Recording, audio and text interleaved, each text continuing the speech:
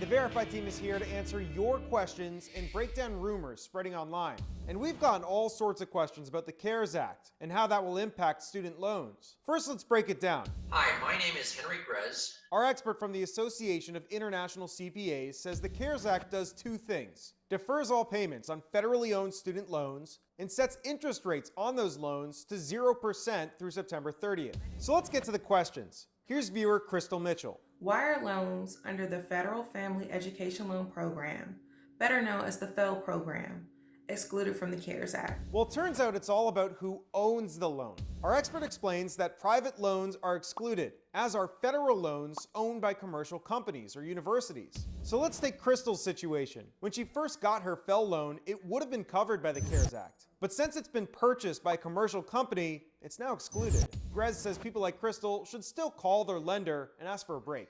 Okay, next question. This person on Twitter says we should all be taking advantage of the 0% interest, saying if you can, pay your loan, even though it's deferred. I would say yes. I would absolutely say yes. Our expert said this is verified. Since you're not paying any interest, the money all goes to what you owe. But before rushing to pay, Grez says you should first take a look at your other accounts. If they have other debt that they're also carrying at a much higher interest rate, use the funds for that higher interest rate loan. Also, at a time like this, putting money towards savings is not a bad idea. Now, if you have any questions about all this or anything else, shoot us an email. You can find us at verify@wusa9.com.